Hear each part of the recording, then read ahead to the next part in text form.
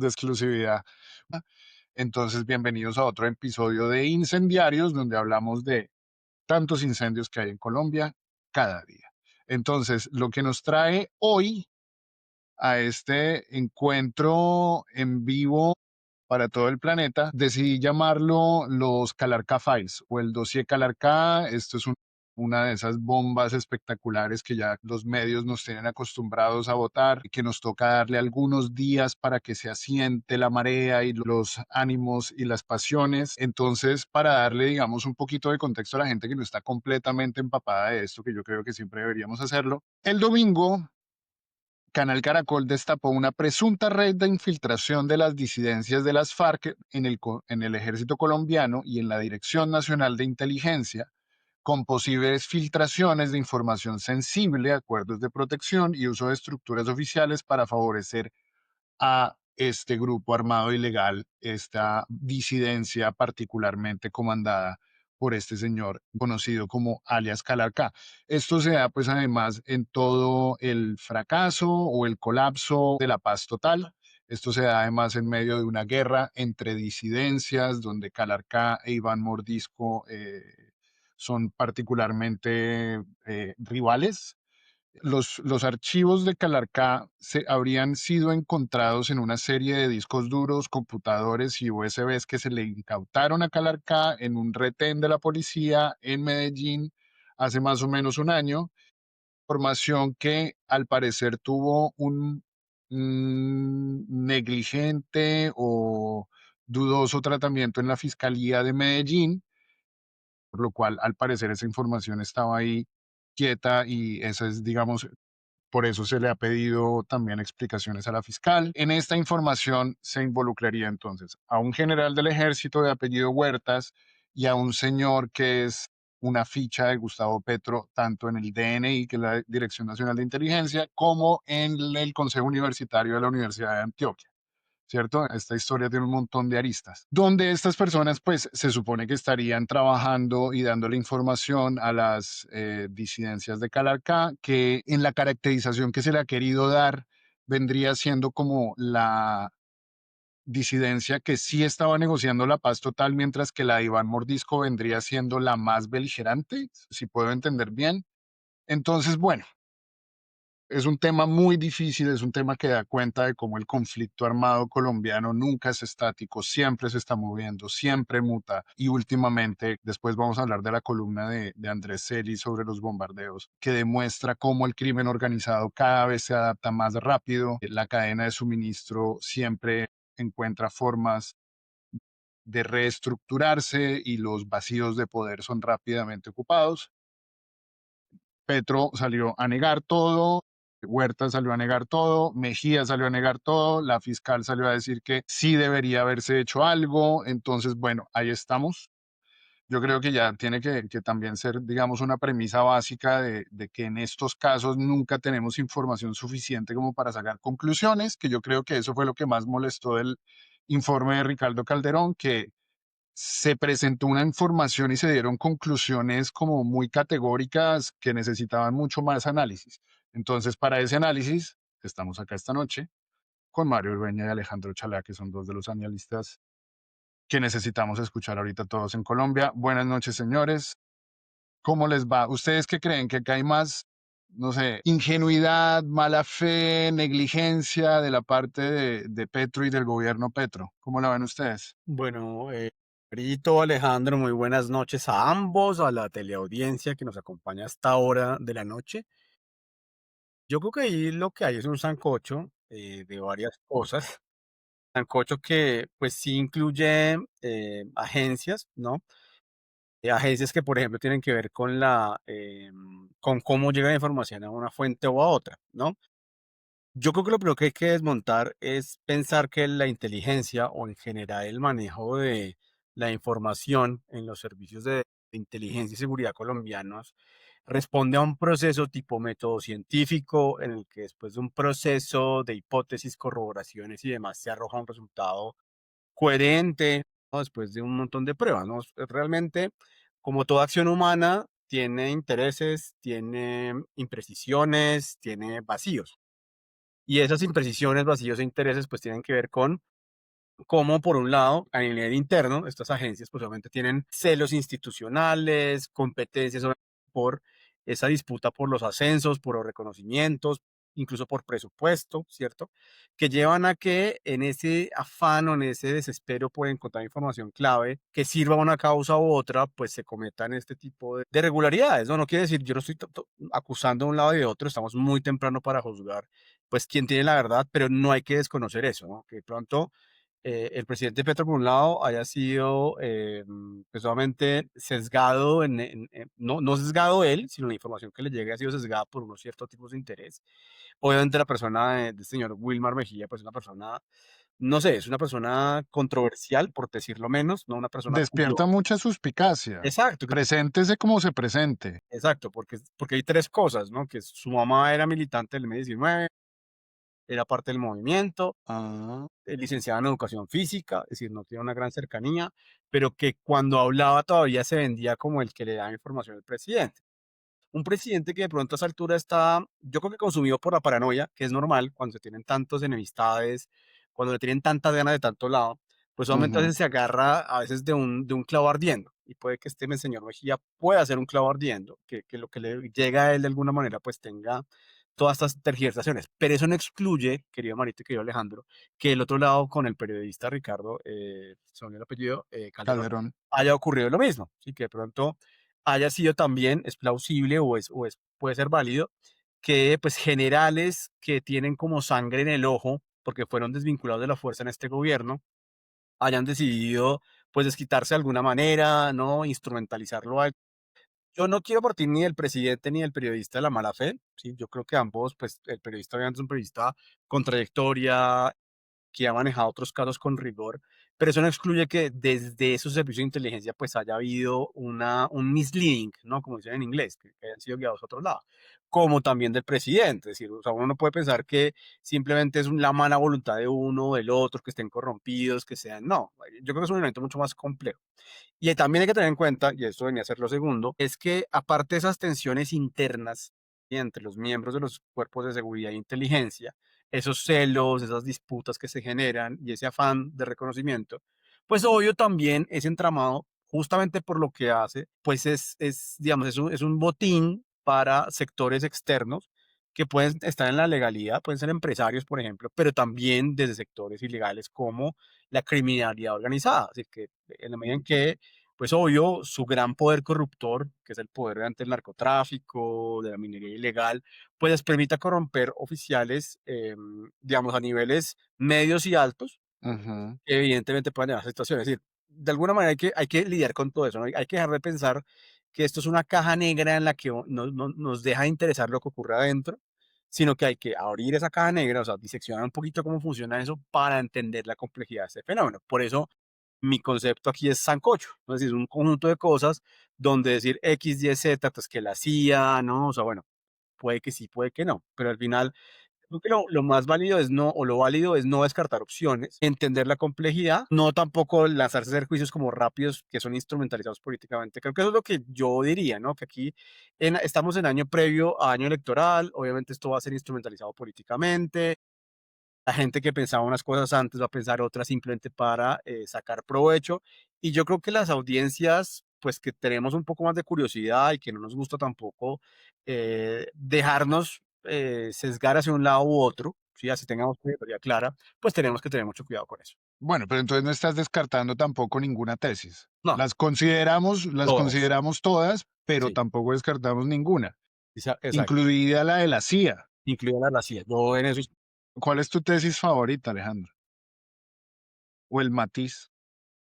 No, yo creo que en este caso yo me sumo un poco a lo que dice Mario, pero yo lo invertiría un poco porque para mí, y creo que esto es claro, yo sí creo que hay un diferencial fundamental en este hecho que hace que sea tan mediático y tan rupturante. Creo que hasta cierto punto el hecho de que se ponga de manifiesto este tipo de situaciones en las cuales precisamente se descubre que hay inteligencia militar involucrada en estos intercambios informales e irregulares, toca señalarlo, entre las Fuerzas Armadas y grupos organizados, creo que sí manifiesta varios espectros de esta lógica. El primero que yo observaría sería un poco el tema de, creo que digo el argumento de Mario frente al tema de que yo no creo que sea una cuestión consciente del presidente. Yo creo que el reporte de Caracol hila fino en algunas cosas y en otras creo que es muy tajante y muy claro. Yo creo que en lo que es tajante y es claro es, hay un militar que está precisamente en el comando de personal del ejército que tiene relación con un grupo armado, que en este caso son las disidencias de alias Calarcá, y en connivencia con un personaje del Departamento Nacional de Inteligencia, que es una figura, pues claramente cumple un rol bastante extraño, porque no solamente es alto funcionario del DNI, sino que también es miembro del Consejo Superior Universitario de la Universidad de Antioquia. Creo que hasta el día de hoy, creo que Iba a renunciar, ya creo. para hoy se estaba tramitando su salida precisamente por esa irregularidad. Y a partir de ello, creo que eso es lo tajante y creo que eso es lo importante. Ya hilar fino, creo que la relación, por ejemplo, de Francia Márquez en toda esta situación es hilar fino. Creo que hasta cierto punto hallar una correlación entre los bombardeos del presidente al ELN y a Iván Mordisco, creo que es hilar un poco fino, pero creo que también ahí puede haber algo de verdad, no en el sentido de que el presidente conociera esta información, sino que prácticamente yo sí creo que el presidente toma una postura frente a las disidencias armadas pues después de que los procesos de paz total empiezan a fracasar y creo que precisamente su enemistad con el ELN y con las fuerzas de Iván Mordisco es totalmente clara y rastreable al menos desde el año pasado. Y creo que pues obviamente la diferencia que hace un poco Caracol debe haber partido más un poco del tema de, hay una situación en la que precisamente esta investigación se ubica, que es precisamente la confrontación que hay entre el presidente Petro y estos dos grupos, estos dos grandes grupos armados. Entonces, haciendo esa claridad, yo creo que para mí, el relato que suelta el Caracol me parece que tiene algo de veracidad y es un poco el tema de lo que va pasando después cuando sale la fiscal la fiscal general de la Nación a señalar que pues ellos sí tenían conocimiento de esa información y que iba a investigar a la fiscal encargada en Antioquia de por qué precisamente había guardado durante año y medio toda esta información. Al mismo tiempo también está el presidente señalando y Y diciendo porque que la obtuvo primero la claramente va a ser prensa, que ese es un elemento no menor, porque esa información resultó primero en la prensa que en el exacto. proceso. También. Sí, y que igualmente de todos modos también eso también habla un poco de que pues, finalmente también como se consideraba en algunos casos hay escenarios de filtración en la prensa por parte de las mismas Fuerzas Armadas o por parte de, bueno, de personajes dentro de las mismas Fuerzas Armadas que Ajá. son fuentes de información. Por eso yo desestimaría mucho el relato de la CIA. Yo creo que para mí la incidencia que tiene el Departamento de Estado y que tienen las agencias de inteligencia extranjeras en Colombia ahorita no es tan alto como llegó a ser en su momento durante la Guerra Fría. Y creo que el interés de Trump por incidir, por ejemplo, en escenarios electorales como el que va a pasar en Colombia y el que va a pasar en Honduras también, lo hace más de manera pública, no lo oculta en un ejercicio de inteligencia y contrainteligencia, sino que yo creo que es mucho más abierto, centrado en precisamente unos apoyos públicos tácitos en sus redes sociales y en todo este ejercicio de presión diplomática para generar cambios de gobierno a través de la presión psicológica, como pues está pasando en Venezuela y como también hasta cierto punto busca que pase en Colombia. Entonces yo creo que en este caso no hay una incidencia tan fuerte a nivel de un actor internacional que quiera utilizar esta información de alguna manera u otra. Es una, para mí, y lo vuelvo a sostener como lo dije en mis redes sociales, es una ficción narrativa, pero es una ficción narrativa no porque el presidente sea un conspirativo per se, sino porque siento que es un argumento que no termina de dar la respuesta fundamental y es, tienes una crisis en las cuales tienes un general del ejército cuestionado, porque salió del ejército precisamente con cuestionamientos y Ujú. el presidente lo vuelve a reintegrar, y tienes a un agente de inteligencia que Y por falsos prácticamente positivos acepta. también.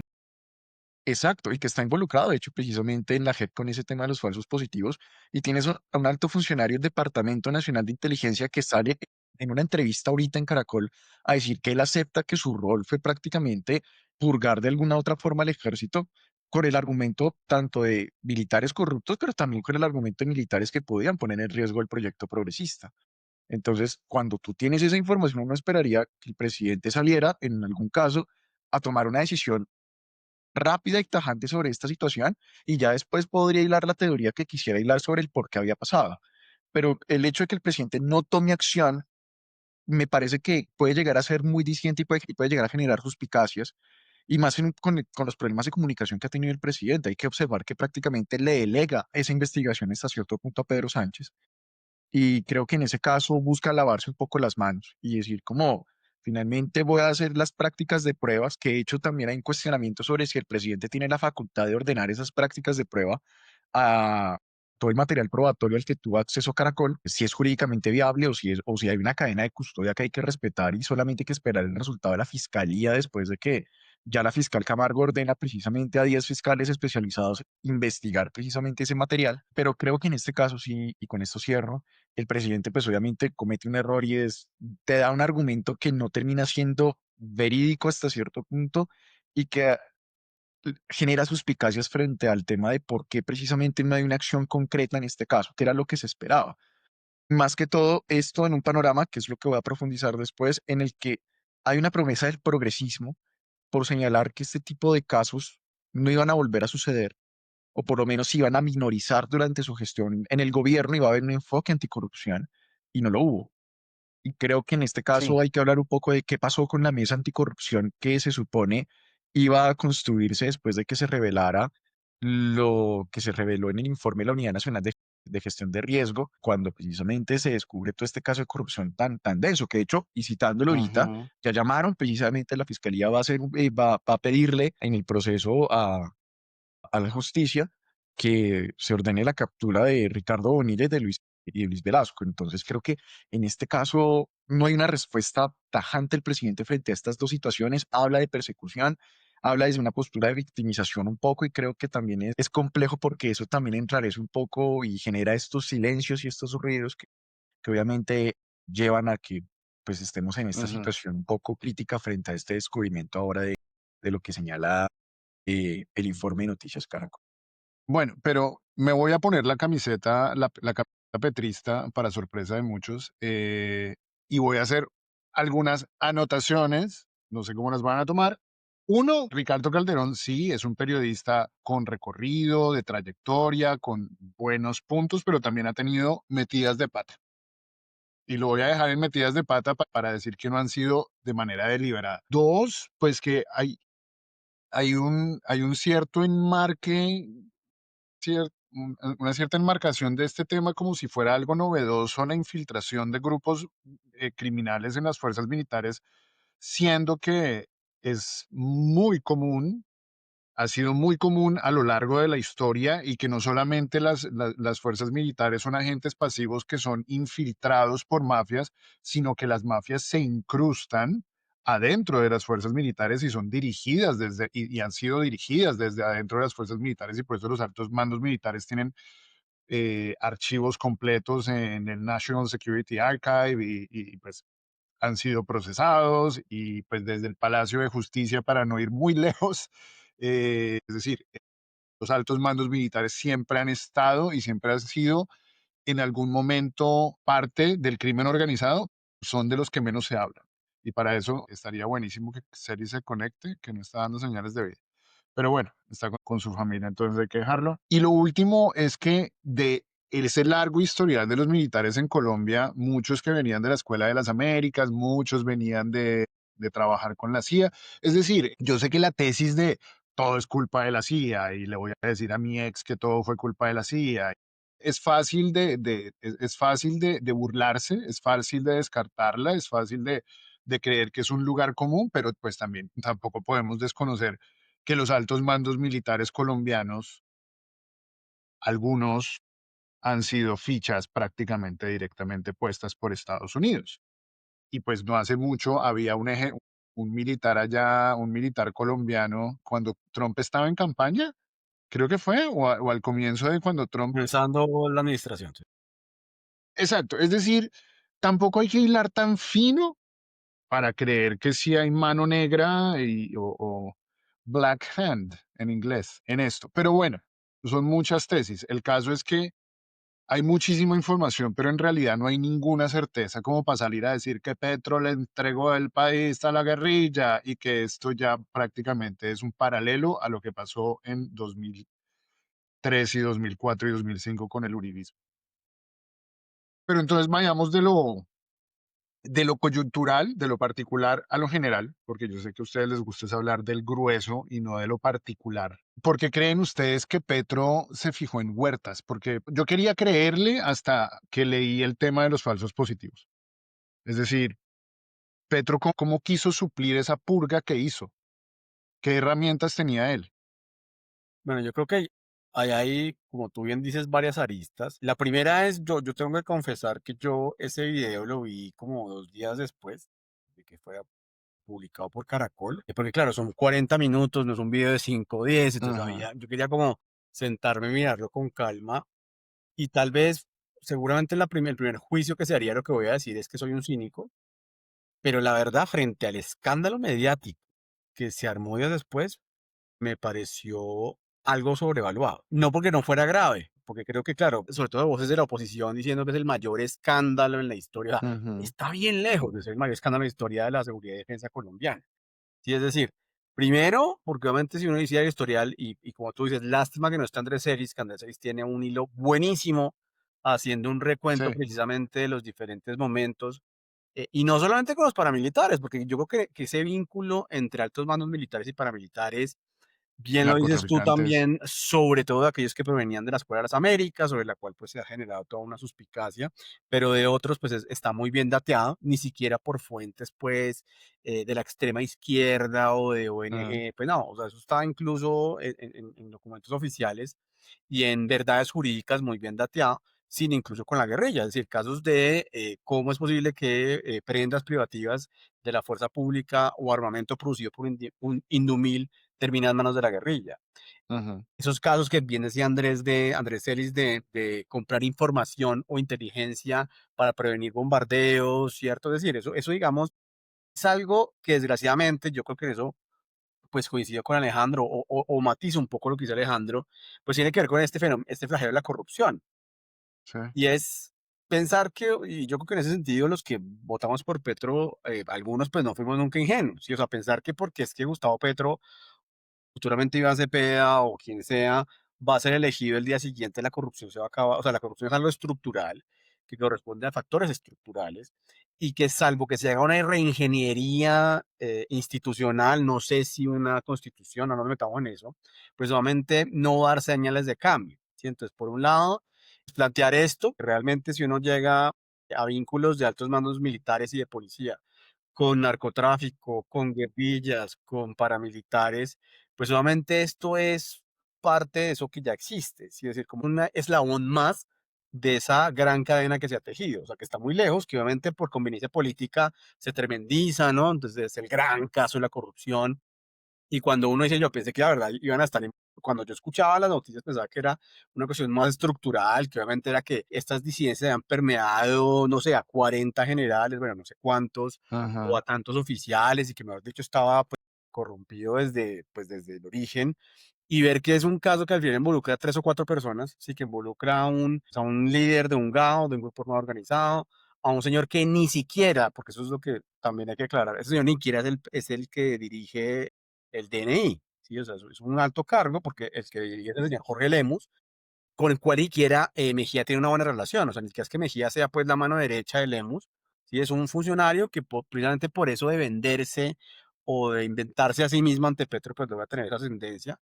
Es que no lo venden como mano derecha de Lemus, sino como ficha de Petro. Exacto, exacto. Y él mismo lo ha hecho. Y seguramente en ese afán de Petro buscar lealtades, de privilegiar lealtades por encima de agendas o programas, pues tal vez es muy plausible que haya terminado posicionándolo.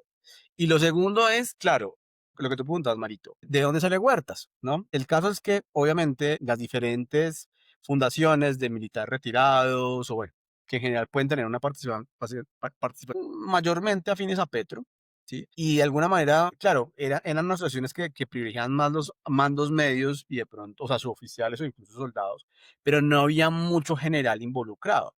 y ahí aparecen 3 generales, Huertas, Parra, el que termina en Aerocivil, y otro que se me olvida el nombre ahorita, el apellido ahorita, que claro, que se suman a la campaña cuando ya ven que Petro pues tiene algo de posibilidades reales de ganar, y ahí es donde aparece, yo creo que ahí hay mucha conveniencia, ¿no? Decir, ok, si este man es presidente, este tipo es presidente, y nosotros como generales nos subimos en ese bus, pues vamos a ser recompensados. Y los tres lo han sido, ¿sí? Porque uno de ellos, el que se me olvida el nombre, es el vínculo del DNI con Washington.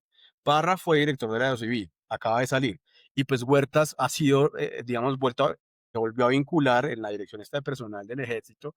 Entonces, de ahí es que surge, ¿sí? O sea, una persona que, como tú vendes al principio, tiene muchas dudas, muchas manchas en pasos positivos y otras cuestiones, pues claro, al ver que obviamente la escasez de generales retirados a favor de Gustavo Petro, pues era una realidad clara, Ujú. pronto se necesitaban parar como esa validación de los militares con Petro, porque de pronto esa idea de que, claro, si Petro sube va a haber un golpe de Estado, o que si Petro sube, pues va a haber un desmantelamiento de la cúpula y demás, para disipar esas dudas o suspicacias, pues obviamente aparecen estos personajes, que igual que Mejía, pues Claro. aprovecharon la cresta de la hora y se montaron de la manera más oportunista posible. Y la cúpula militar eran esos cargos donde Petro no podía poner fichas del M-19.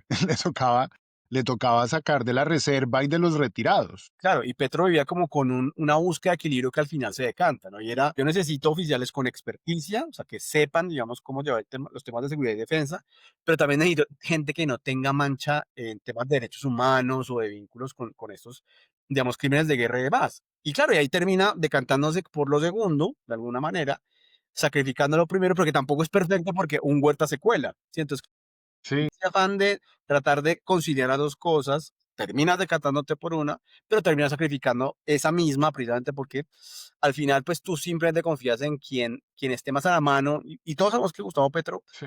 en su presidencia pues ha tenido como sus preferidos de momentos. No, Y eso es lo que decía Alejandro que me parece muy, muy sabio. Y es que él en vez de decir, bueno, espere a ver qué pasa, hagamos la labor digamos, como investigación, ¿cierto? Y ya después yo me Ujú, comunico, lo primero que hace Petro es defender a los dos sujetos. Y ya ujú, después de que ya termina vendiéndose a favor de ellos, pues termina diciendo, no, venga, venga, espere los resultados de la cuestión. Entonces, claro, es como ujú, un poquito como comenzar por el final y luego seguir por el principio. Y es lo que ujú. obviamente dilata y enturbia toda esta situación que ya de por sí es muy turbia. aquí voy a decir algo con el perdón de los militares y generales de Cuatro Soles que nos escuchan, pero pues es que infiltrar a las fuerzas del poder, a las fuerzas del orden en Colombia no es difícil, solo es cuestión de plata. No nos digamos mentiras. No sé si a todos le hemos dado 20 lucas al policía para que no nos joda. Y pues eso es algo muy, muy común. Y, y lo otro, pues es que Petro sí no tenía más de dónde escoger y sí tuvo que hacer esos sacrificios que vos dices y pues se le coló Huertas. Entonces, pues Alejo, ¿cómo la ves? ¿Te estamos convenciendo de que fue la sí o no? No, pues yo, es que yo tengo un problema y es que vuelvo al mismo punto que señalé, de hecho, en algún momento en un tweet, y creo que el argumento no es falso porque es verdad, pero también siento que hay que tener una particularidad clara frente a la coyuntura inmediata. Y yo voy en la consonancia de Mario, en el sentido de que me parece que sí, claramente hay un aspecto estructural. De hecho, nosotros desde Pares sacamos a mitad de año un informe sobre analizando un poco qué pasó con el informe de la ONGRD respondiendo a la pregunta de si el caso de corrupción de la ONGRD había sido una situación motivada por la configuración política del gobierno de Gustavo Petro o si era algo estructural. La respuesta que obtuvimos fue a nivel académico, en un ejercicio serio de lectura y análisis, fue, pues realmente es una cuestión estructural. Eso no creo que esté en discusión. Y es porque pues el sistema político colombiano sí prácticamente está, no lo diría que en esos términos que utilizan algunos analistas de que está cooptado, porque no, sino que en su construcción y configuración es un sistema que responde a dinámicas clientelares y que favorece obviamente ciertos tipos de intercambio informal en la política para poder funcionar. De una u otra manera, así fue como nosotros logramos explicar un poco el tema de los cupos indicativos y por qué precisamente a pesar del cambio de signo al gobierno, ese tema de los cupos indicativos se siguió manejando y siguió funcionando. Pero yo también hacía un hincapié en este tweet que saqué y es, pero el hecho de que sea estructural no significa hasta cierto punto de que de una u otra forma está sucediendo en un gobierno que viene pues con ese signo progresista. Es decir, también puede entender el argumento de que, claro, son funcionarios oportunistas. Sí, igual uno también puede entender eso del tema de la UNGRD, de que prácticamente Olmedo López, Snyder Pinilla, Alejandra Benavides y todos estos funcionarios que están involucrados de una u otra manera vieron una ventana de oportunidad y la aprovecharon precisamente porque la configuración del sistema político colombiano permite esas cosas. Pero también hasta cierto punto, vuelvo sobre la misma pregunta, el mismo argumento. ¿Cuáles fueron las acciones que el gobierno Petro tomó eventualmente para poder contener hasta cierto punto o cuestionar este ejercicio? Yo tengo una tesis que de hecho genera mucho ruido. Pues ustedes saben que a mí me gusta generar mucho ruido. Y en parte esta tesis viene con el tema de que para mí el centro de la discusión no tiene que ser solamente un proceso constituyente, como lo decía Mario, que es una de las posibilidades que abre el gobierno progresista, sino porque precisamente no hubo un cuestionamiento sobre cómo funciona la berraca administración pública en Colombia. Es decir, el Estado colombiano es una burocracia que se queda chiquita frente al castillo de Kafka, por decirlo así, y que prácticamente tiene una serie de inoperancias y una serie de configuraciones que privilegia precisamente estas lógicas clientelares, pero que también al mismo tiempo evita hasta cierto punto que haya un ejercicio de transparencia y control sobre estas estructuras y que claramente permea todos los escenarios de la estructura burocrática y militar del país también. Entonces, creo que hizo falta un poco de voluntad para poder plantear ese cuestionamiento. Es que la corrupción puede ser estructural, pero yo creo que el gobierno también puede haber tomado medidas para precisamente contener, sabiendo que iban a pasar estas cosas. Y no solamente con las purgas. Carlos Carrillo llega a la Unidad Nacional de Gestión del Riesgo precisamente a descabezar a medio mundo. Y lo hace de una buena manera y es eficiente. Pero si sabemos que la corrupción es un problema estatal y que es un problema ligado a la configuración del sistema político, pues la discusión tiene que ser mucho más profunda. Entonces, ¿por qué? Porque si no te van a seguir estallando este tipo de cosas en la cara, yo parto también un poco de la buena fe. Yo no creo que Gustavo Petro como presidente de la República hubiera tenido conocimiento y determinación sobre estos hechos. Y yo creo que al igual que pasa con el tema de la Unidad Nacional de Gestión del Riesgo, pues el presidente tiene un panorama frente a sus funcionarios de primer y segundo nivel, ministerios y viceministerios, que es con los que tiene diálogo directo, pero de ahí hacia abajo es muy complicado que el presidente sepa qué está haciendo el contratista o qué está haciendo el Sí, asesor o qué está haciendo el funcionario de planta que está en un ministerio, que está en la sede administrativa del batallón de las 50 con Américas o qué está haciendo precisamente el soldado raso que está en territorio. Pero también hasta cierto punto implica que están pasando cosas pues obviamente, ¿qué se puede hacer? Yo siento que el presidente plantea estas discusiones en términos de la larga duración, utilizando un término de Fernán Brodel, de la larga duración en el sentido de sí, la corrupción es sistémica y la corrupción, pero también yo siento que se pueden tomar medidas. ¿Cuáles fueron los grandes problemas en este caso frente al reporte de Caracol? Y vuelvo al mismo modelo que les planteé de que no vamos a entrar o yo no pienso entrar en las discusiones sobre lo que se hila fino porque siento que si se hila fino, no hay rigurosidad para poder hablar de ese tema. Es decir, no vamos a hablar si Francia Márquez tiene apoyo de de grupos armados o no, porque creo que es injusto con la labor de Francia Márquez y creo que de una u otra manera no hay pruebas contundentes para poder entrar en una discusión y afirmar eso. Pero sí podemos entrar a discutir cómo es que precisamente, por ejemplo, el mismo ejército, es decir, cómo sabiendo que el mismo ejército tenía este tipo de configuraciones, sale Petro en un tuit a decir, yo desde 2007 ya sabía esta infiltración de grupos armados dentro del ejército, aun cuando ya periodistas desde el 85, que es lo que dice Mari Broeña con el tema del hilo de Celis, venían denunciando esto. Es decir, el presidente no inventó la rueda y eso creo que hay que también bajarle un poco. Hay una labor de periodistas y organizaciones de la sociedad civil que también se ha dado la pela por descubrir este tipo de lazos y que han puesto en riesgo su seguridad por ello. Y creo que en ese ejercicio, si el presidente ya sabía, pues cuáles son las medidas para tomarlo mientras pensamos en las grandes soluciones y en las grandes reformas que pueden llevar a este punto. Yo creo que una de las discusiones, y vuelvo al punto, que se pudo haber dado el presidente ahorita fue una reforma a la administración pública que permitiera hacer un ejercicio de mayor transparencia y control dentro de estas labores, pero también en qué quedó la seguridad humana. ¿Cuál fue el gobierno? Yo me acuerdo mucho que cuando Petro llega en agosto de 2022 plantea que uno de los grandes cambios que iba a haber dentro de la doctrina militar era hablar de la seguridad humana. Y en parte hablar de la seguridad humana también era hasta cierto punto tener la posibilidad y hablar de cómo resolver ese tipo de enlaces informales e irregulares que existen entre las fuerzas militares y entre estos grupos armados, que no solamente tiene que ver con el intercambio de inteligencia de que denunciaba el reporte de Caracol, sino que también tiene que ver con tráfico de armas, tiene que, como decía Mario, tiene que ver también con el tráfico de insumos militares, tiene que ver también el hecho, que ver con el hecho de negociación sobre territorio para poder distribuir parte de las rentas de producción y distribución de droga. Entonces, yo creo que en este caso es, si sabíamos que este problema estaba de antemano y sabíamos que esta cuestión no es de ahorita, sino que es de hace mucho tiempo, entonces, ¿por qué el gobierno no toma medidas o no toma esas medidas? ¿Qué hicieron los ministros de defensa en este ejercicio? ¿Qué Hay también una hizo disonancia, Pedro Sánchez en esta cuestión? ahí hay una disonancia por varios lados, porque por un lado, Petro decía, sí, pues hay que luchar contra la corrupción, pero Petro también resultó siendo un político que quería venir a conciliar y a cogobernar.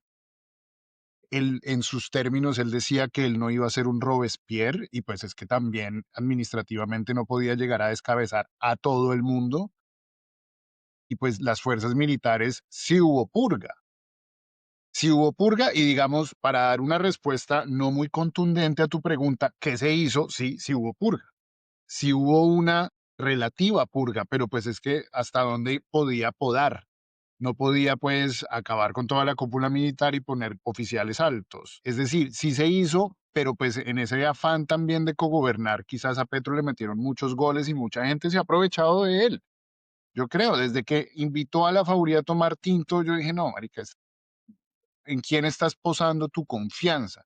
Y yo creo que ese ha sido uno de los grandes problemas de Petro, que Petro no sabe rodearse y no sabe en quién confiar porque pues es que tampoco hay tantísima gente a su alrededor como para confiar. O yo lo que creo, lo más que es, lo que dicen, digamos, lo que dicen ustedes, estoy de acuerdo en casi todo, pero es que ahí viene un tema, y ahí voy a hacer las veces de abogado del diablo, que cuando se da esas purgas sale una crítica, me acuerdo mucho de Francisco Santos, la planteó, o sea, que le parezca a uno Francisco Santos, pero el argumento no era del todo, digamos, Del tonto. todo Pachito Sí, Santos, muy no era Pachito tan Santos, Pachito pero decir Santos. algo así, y decía algo así como, obviamente, las personas, volviendo al tema de la atención, ¿no? Entonces, ¿con quién gobierno yo? Si entonces tenemos un problema y es que la izquierda, por las razones que hemos expuesto aquí en este podcast mil veces, porque la exterminaron, porque la han reprimido, porque incluso moralmente la han subyugado todavía hoy, pues obviamente no ha creado los cuadros suficientes. Y es decir, claro, uno Ujú. puede ver como unas figuras en algún momento Robledo, en algún momento Aurelio, Carlos Gaviria, el mismo Petro, pero cuando ya pasamos de unos cuadros que han estado en el Congreso, que tienen, digamos, algunas sillas en Congreso o consejos, a decir, necesitamos el manejo de la administración pública de este monstruo que es la burocracia colombiana, que no es tampoco tan elevado como dicen los libertarios, ¿no? Que los libertarios venden que esto fuera, no sé, Francia, ¿sí? O sea, que tenemos, no, es decir, tenemos una burocracia que es grande porque somos un país pues de 50 millones de personas, que requiere pues obviamente atender unas demandas sociales apremiantes y que ahí pues obviamente surge la cuestión de, bueno, ok, ¿cuánta gente tenemos para reemplazar a los otros? Y sobre todo, ¿cuánta gente tenemos con experticia y experiencia burocrática? Y ahí es cuando nos damos cuenta que el número es muy bajito. Entonces ahí surgen las Ujú. dos cuestiones, claro, en la cuestión de, ok, tenemos gente que sabe hacer las vainas, pero que obviamente está tan enquistada en la burocracia que seguramente se presta a prácticas corruptas, ¿cierto? O sea, que ya se presta esos inmovilismos que dice Alejandro, y por otro lado tenemos un montón de militantes, obviamente deseosos de hacer parte de, pero que realmente no saben mucho. Y usted ve que, por ejemplo, mucha crítica en la administración pública de diferentes oficinas, la gente que yo conozco ahí, dice, no, sacaron gente que realmente sabía este tema, aplicaciones, y demás para meter a unos muchachos que obviamente no tenían ni idea de la cuestión a dirigir cosas estratégicas. Entonces, claro, obviamente yo creo que es un resultado y yo entiendo la frustración de Alejandro, obviamente dice, bueno, cuáles son las acciones concretas, pero también hay que tener un poquito la dificultad con la que se llegaba. Si la dificultad de, bueno, tenemos unas personas que pronto hay que mantener porque saben, entendiendo que son corruptos, ¿sí? Por eso uno entiende a veces el tema de Roy, el tema de Benedetti, que es como, bueno, estos señores, más allá de los mantos de duda que tienen, que son gigantes, saben cómo funciona de alguna manera, cómo se hacen las morcillas, ¿no? Saben cómo funciona la política en Colombia y son como una especie de mal necesario. Obviamente uno esperaría que sea contingente, ¿sí? Por eso siempre se habla del sapo que que hay que tragarse con estos señores, pero Ujú, pensar del otro lado, bueno, ¿quién puede renovar y cuánto tiempo toma la curva de aprendizaje? Yo creo que de alguna ujú, manera este gobierno, y lo defiendo un poquito, ahí sí me pongo la camiseta un poquito petrista, decir, pues claro, obviamente al gobierno de la experimentación, ¿sí? O sea, y pedir directamente un ujú, cambio y que ya mañana se va a acabar la corrupción, pues de alguna manera, y entiendo lo que dice Alejandro y lo comparto. Eso tampoco es óbice, como también pasa con la fiscal, para decir que no se hizo nada, porque yo entiendo y comparto que el punto es, si uno tendría que castigar a este gobierno es por la inacción. Uno habría preferido como más decisiones, así hubieran salido mal, pero que vayan en la dirección que tienen que ir a esta inacción que hemos tenido. Sí, pero yo entiendo que también ahí hay una tensión que es difícil lidiar y que obviamente se aprovecha desde la oposición para decir, ah, no, es que ustedes son lo mismo. Claro, obviamente porque la solución a estos problemas no es una solución de un día para otro. Que el lunes le daban palo a Petro porque no había salido de una a reaccionar, que cuando lo hace se lo critican, que Exactamente. sale a opinar en caliente y que yo no sé qué, entonces siempre la opinión va a tener algo por decir, porque yo la verdad creo que a Petro también le explotó eso en la cara y yo creo que el tipo no tenía toda la información. Yo creo que aquí entre nosotros, que se supone que estamos medio bien informados y que nos interesamos por el tema, yo creo que tenemos el 10% de la información.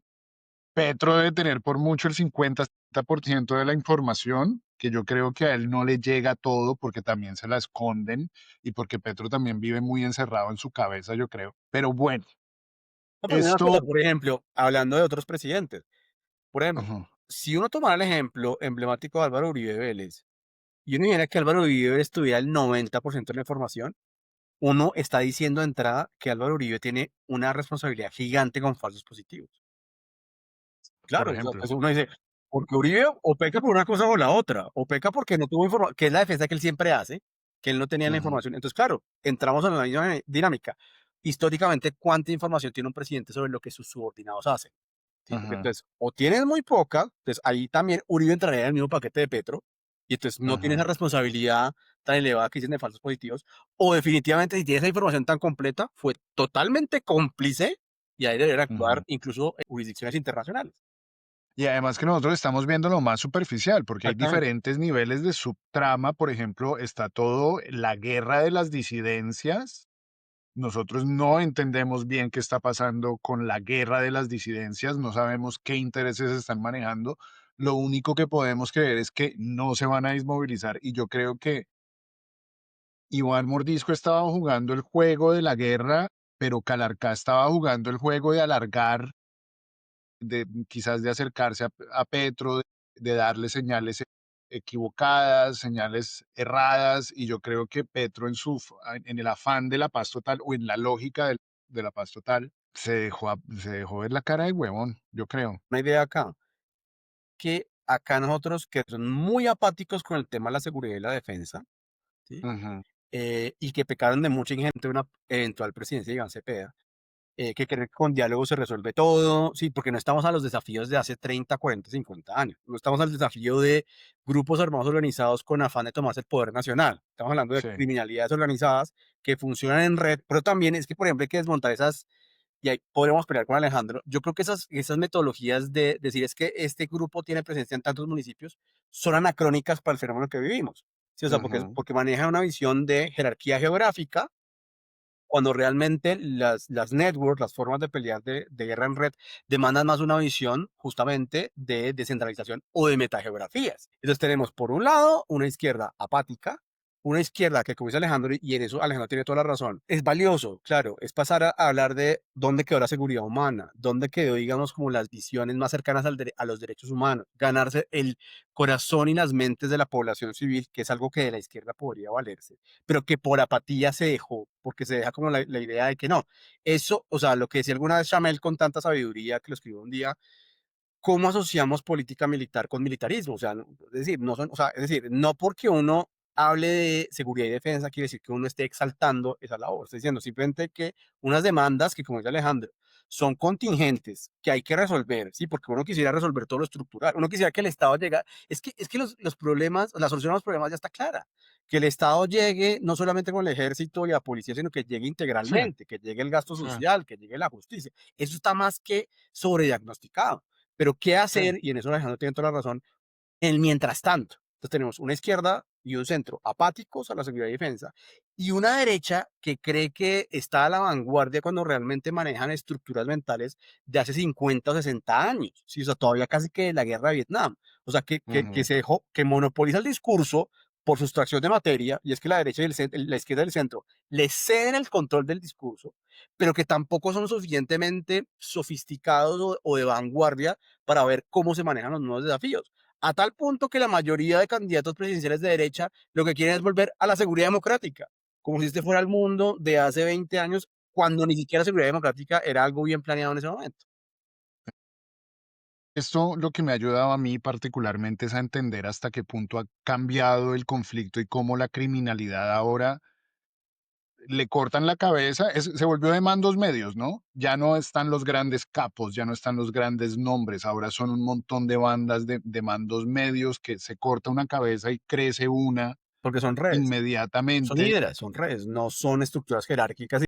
Esa visión de los convenios de Ginebra, del control territorial, el mando centralizado y la sostenibilidad Ujú. de operaciones, solo tiene eso último, la capacidad de sostener operaciones militares. Las otras dos cosas, el mando centralizado y el control geográfico, el control sí, de un territorio, ya son anacrónicos para el análisis y nosotros nos seguimos quedando ahí. Y sobre todo una derecha que se jura la de vanguard en temas de seguridad y defensa sigue manejando esas estructuras que son tremendamente anacrónicas para las necesidades de seguridad y defensa del día de hoy. Y que no sabemos hasta dónde están articuladas con poderes políticos. Totalmente, regionales, porque no, o sea, están en el control digamos, subnacional Exacto. de control de rentas y de corredores estratégicos, no de la toma del poder, que era lo que decíamos con Celis la otra vez, querido Marito, y era ya esa estructura de, o sea, de que porque subió un presidente de izquierda automáticamente se van a desmovilizar en 3 meses como el ELN, era realmente bastante ingenuo pensar que era eso. Y habla de este anacronismo en la forma en que estamos entendiendo estas cuestiones, por apatía a los unos y porque se quedan en un discurso trasnochado a los otros. Alejo, don Iván tiene una papa caliente, muy caliente, en sus manos, porque Iván Cepeda estuvo detrás de la paz total. ¿Cómo replantear? Bueno, yo de hecho tuve varias entrevistas hoy con prensa hablando de ese tema y en todas llegaba a la misma conclusión. Yo comparto lo que dice Mario, no solo por eso, no solo porque el conflicto ahorita se conciba en términos de red, que es verdad, sino porque también cómo se mide la presencia. Esa ha sido una de las grandes discusiones metodológicas que, digamos, yo me he dado en muchos escenarios y es el tema de cómo concebir la presencia. Es decir, si hay un reporte que habla de que un grupo atravesó un municipio, eso ya implica presencia. ¿O cómo se categoriza una presencia fija a una presencia que es flotante? Ese tipo de cosas claramente pues entran en ese escenario de la discusión metodológica frente a ese respecto. Yo creo. Y además, qué pena, hay paréntesis, hoy vi un especial en El Espectador, creo, que las disidencias siguen entregando máquinas arroceras, molinos, algunas construcciones de infraestructura, es decir, tienen un impacto, tratan de tener un impacto para tener un control territorial y poblacional. Sí, un orden social. De hecho, es la tesis que ha surgido ahorita de cómo precisamente estos grupos han tendido a consolidar estructuras y órdenes sociales mucho más sutiles que una presencia armada directa. De hecho, eso se relaciona mucho con con uno de los últimos congresos que hace el ELN, donde el ELN dice: nosotros renunciamos a la toma del poder y vamos a hacer un ejercicio de resistencia social y de guerra popular prolongada. Entonces es una cuestión que claramente cambia ese enfoque también en el conflicto porque también involucras a la población civil dentro del tema y eso hace mucho más complicadas las intervenciones militares en territorio. Pasa, y tú lo puedes ver con lo que pasó en el Plateado y en el Cañón de Micay en los últimos meses. Pero más allá de eso, yo quería señalar dos tesis fundamentales frente a Iván Cepeda. Yo creo que la primera es, hay un desconcierto, y lo digo porque algunas fuentes que también tengo en campaña me lo han comentado a oídas desde diferentes perspectivas, pero me han señalado en algún punto que, por ejemplo, sí hay un desconcierto frente a cómo abordar el tema del conflicto, cómo abordar esta nueva cuestión, porque hasta cierto punto Iván Cepeda es uno de los hijos y una de las herencias que queda del antiguo clivaje conflicto-paz del que habla un poco la profesora Silvia Otero en su último trabajo sobre el tema de tratando de responderse por qué los partidos políticos ya no estaban leyendo la coyuntura colombiana, ya eso se correspondía con unos temas electorales. Y en esa tesis yo creo que Cepeda sigue enclavado un poco en este clivaje antiguo conflicto-paz que hasta cierto punto tiene que ser superado. Yo creo que parte del reto de la campaña de Iván Cepeda del futuro tiene que ser primero cuál va a ser la novedad frente a esta lectura, cuál es la no, cuál, es decir, tienes una sociedad civil, tienes una academia que está generando los grandes debates frente a qué cambios han habido en el conflicto armado en Colombia. Está el profesor Trejos, está Estefanía Ciro, está Narjona, está precisamente el mismo trabajo de profesores como ustedes, como Urueña, como Celis, todo. Hay una discusión académica total en este ejercicio.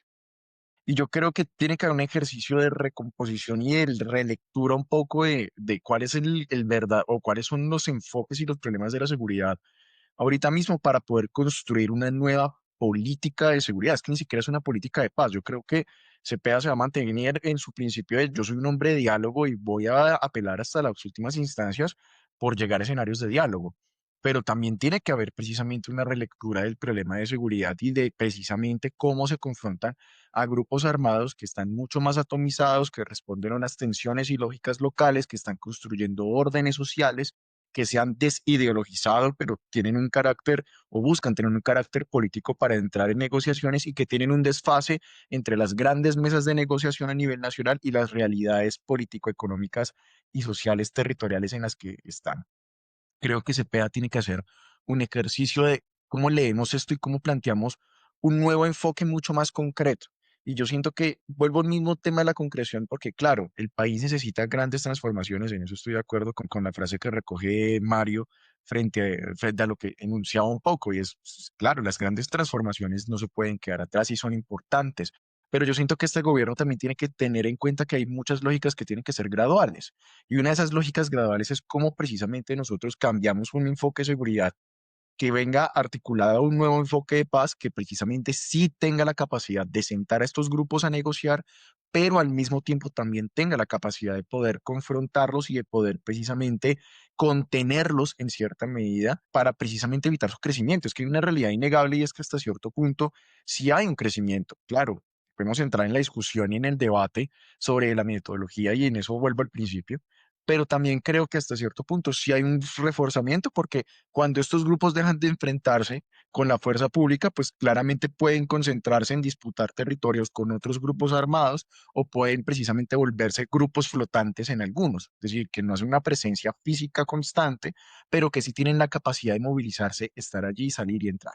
Entonces, creo que eso es lo primero, una lectura que recoja un poco los grandes debates que se están dando ahorita en la academia y en la sociedad civil frente a este tema pues con la capacidad de poder generar una nueva política mucho más informada y mucho más aterrizada, pero segundo, también comprender que hasta cierto punto hay un intento de explotar por parte de la extrema derecha y la derecha institucional, de explotar hasta cierto punto un discurso de seguridad que, como diría Adam Jerbowski, va mucho a ideologías de vuelta atrás, es decir, restaurar algo en el pasado que fue glorioso y que ya no tenemos ahorita.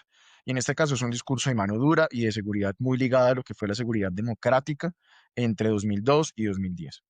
Y yo creo que claramente las condiciones del país cambiaron y ya no dan para que una respuesta militar como la que fue la seguridad democrática en su momento pueda implementarse. Y es un gran error de estos sectores de extrema derecha y de derecha institucional, de la centro derecha moderada y algunos sectores de centro izquierda que hablan precisamente de volver a esta mano dura. Yo creo que ahí Cepeda puede explotar un poco el discurso precisamente del por qué no se compagina ese tipo de respuestas con la realidad actual que hay precisamente en el territorio y que hay precisamente frente al conflicto armado en Colombia.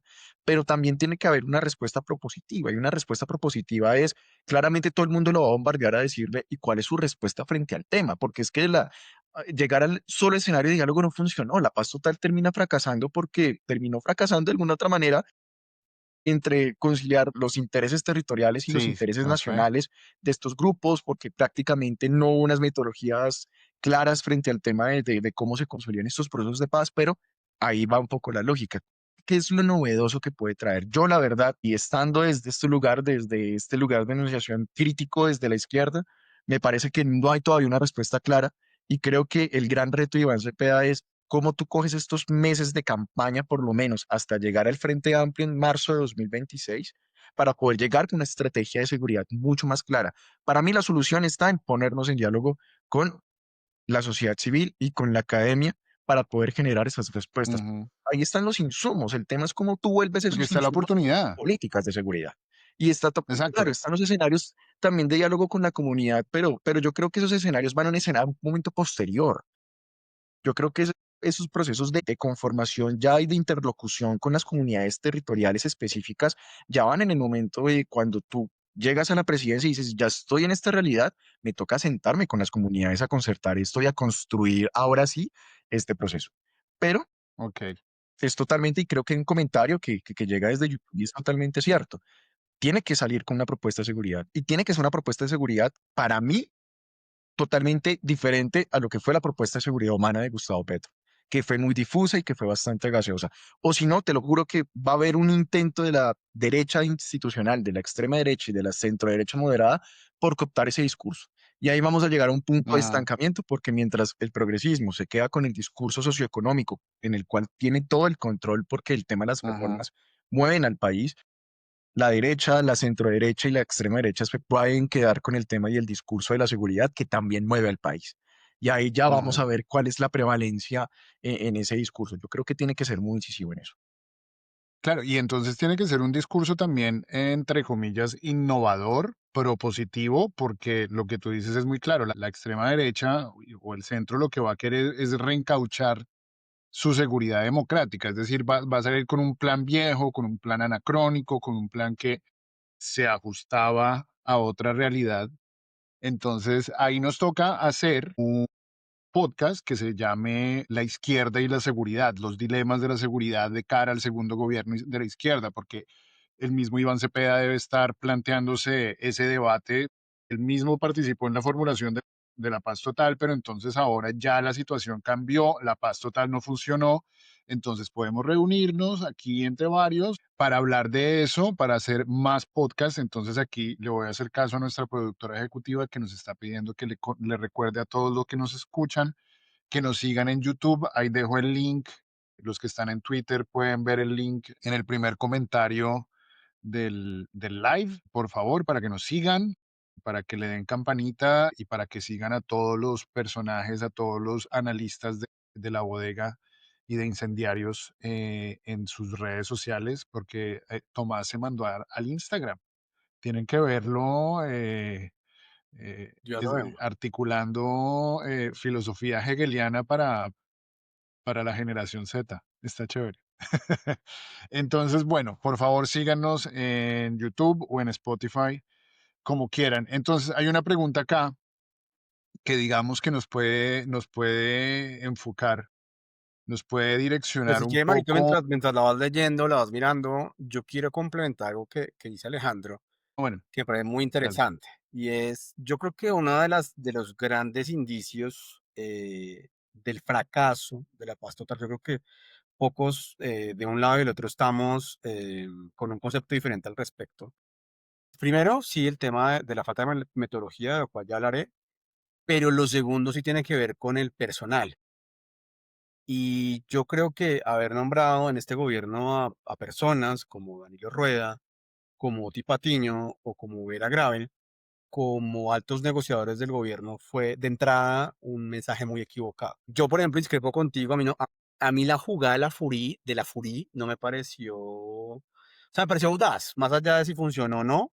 Audaz, pero sabía que le iba Claro, a no, salir mal. pero, por ejemplo, cuando Santos también al general Mora, sí, es decir, también tener como a los, de alguna manera, como a los lobos que regulen eso, pero obviamente tener a un profesor de filosofía como Rueda, a dos, claro, exguerrilleros del M-19, pero que la verdad tienen muy pocas luces con respecto a cómo funciona el conflicto hoy, pues era un, digamos, como que era un colofón al fracaso, ¿sí? Y me acuerdo, justamente hablando del tema, yo alguna vez en un vínculo que tuve con la supervigilancia, conocí a Vera Grave, interactué con ella como 10 minutos, le caí muy mal, porque yo defendía la siguiente idea, y eso es lo que me gustó mucho lo que hizo, de lo que dijo Alejandro, y era en la academia, sí, sobre estos temas de guerra, conflicto y demás, hay una discusión constante en si a esto se le debería llamar estudios de estrategia o estudios de seguridad, siendo digamos, como la escuela británica más de estrategia y la estadounidense norteamericana más de seguridad.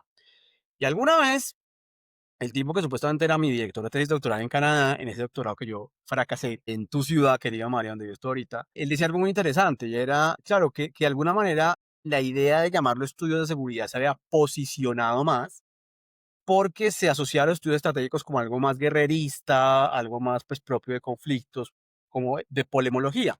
Y algo que decía Jean-Philippe David, justamente en un seminario del doctorado, era pues, que la paz también demanda estrategias. Y eso es algo muy importante lo que dice Alejandro. ¿Sí? O sea, es que tenemos esa cuestión de creer que la irenología, ¿sí? O sea, de creer que simplemente la paz es la ausencia de guerra, que incluso lleva a una armonía, pues solamente se llega por buenas voluntades, cuando obviamente demanda métodos, demanda estrategias, ¿sí? Y estrategias que parten del conocimiento de los conflictos. Entonces, claro, ese ser tan reacios de parte de la izquierda y el centro a entender los conflictos para dar aportes, porque yo creo que ahí falta mucho eso, porque hay estudios críticos de la seguridad, estudios críticos de la estrategia, que la izquierda, digamos, colombiana al menos no está interesada en dar, mientras que la derecha se quedan discursos, obviamente, mainstream, convencionales, tradicionales, que no miran a las necesidades del día de hoy. Yo creo que secundando lo que dice Alejandro, hay que pensar también en que hay que reivindicar los estudios estratégicos, a eso me refiero. Sí, hay que decir, la paz demanda estrategias, la paz demanda métodos, ¿sí? Que parten de un conocimiento mucho más realista, mucho más pragmático de los conflictos para avanzar. Y creo que ese sería un buen mensaje que, decíamos, que podríamos hacer llegar al candidato presidencial Iván Cepeda. Pero bueno, yo creo que ya es bueno que se le rompió la burbuja a la izquierda de que iba a poder dirigir la seguridad con negociaciones y que íbamos a poder convencer al ELN y a las disidencias de desmovilizarse o desarmarse. Yo creo que está claro que sí hay que hacer una política de seguridad robusta. Eh, Hubo gente que, pues, en la izquierda y también en la derecha, algunos oportunistas que salieron a decir que no deberíamos comprar aviones porque con esos aviones podríamos haber construido escuelas, que es verdad, pero pues hay que tomarse Pero la seguridad en es serio. Yo demagógico, o creo sea, que que esa decir, es siempre la por más, ejemplo, los niños de la Guajira, entonces, es que esa plata que se va para eso se podría ir a lo otro, eso es pura demagogia. Sí, o sea, es como si uno dijera, como si el bolsillo del Estado fuera o solo uno que yo saco aquí para lo uno y para lo otro, ¿no? Obviamente por eso existen los presupuestos, los ministerios, los rubros, para que cada cosa se concentre en una sola, y ya si el tema es que no le llega la educación o la cuestión a los niños, es un problema de otras agencias diferente al sector defensa, que tiene otras necesidades y otras razones de ser. claro, claro. El reto es que lo que decía Alejandro es clave y es que sí, nos toca llegar a un momento de presencia del Estado en todo el territorio, pero ese mientras llegamos allá va a ser supremamente difícil. Por ejemplo, uno de los oyentes nos pregunta cómo evitar el reclutamiento, que digamos que ese debería ser una de las prioridades con los niños, niñas y adolescentes al corto plazo. Es decir, ¿cómo podría desarrollarse una política de seguridad que ataque particularmente ese punto? Digamos, es algo que no solamente implicaría, que no implicaría una política de seguridad, sino una movilización programática, política, financiera y estructural del Estado que no tenemos capacidad. Es que el Estado no tiene capacidad de hacer presencia territorial en toda la nación, o sí, no, No sé, o Alejandro. sí. Yo creo que no, y creo que no, porque hasta cierto punto la presencia del Estado no es solamente que yo llegue con unos funcionarios y diga, hola, yo soy el señor Estado, aquí estoy. Hay un informe que a mí me pusieron a leer en el colegio, me acuerdo mucho de ese informe, que era Colombia Callejón con Salida, que lo publica la ONU. Es un libro así gigantesco que se volvió parte, o que en su momento, hacia más o menos entre los 90 a los 2000 y 2010, fue un referente, porque ese libro fue uno de los primeros que lanzó la tesis de que los grupos armados no solamente tenían presencia por estar en un territorio, sino también por determinar órdenes sociales al interior y generar unas gobernanzas dentro de esos territorios, la administración de justicia, la administración de recursos, los impuestos de guerra, toda esta cuestión. Y me acuerdo que parte de lo que señalaba un poco este libro era ello, cómo el Estado, es decir, tú pusiste, Mario Pinzón, algo muy fundamental, y digo Mario Pinzón para poderte distinguir de Mario, para Sí, que la me audiencia no se está generando confunda, crisis de identidad. no sé, no Gracias. sé, no se contenga. Pero tú decías un ejemplo muy claro en algún momento al principio de esta emisión y era, sale me acuerdo mucho, hace casi 2 años, las disidencias de las FARC en Nariño inaugurando una vía y haciendo una propaganda y diciendo, esta vía la montó el comandante tal del frente tal de las Fuerzas Armadas Revolucionarias de Colombia, el sonaba el himno de las FARC, ponían a formar a la gente, canchas de fútbol, todo esto. Y cuando tú tienes a un grupo armado que entra de una u otra manera a suplir necesidades que el Estado no suple, se vuelve mucho más complicado poder llegar con esa presencia porque ahí el problema no es tanto cómo llega, sino cuáles son los factores que impiden ese tipo de presencia.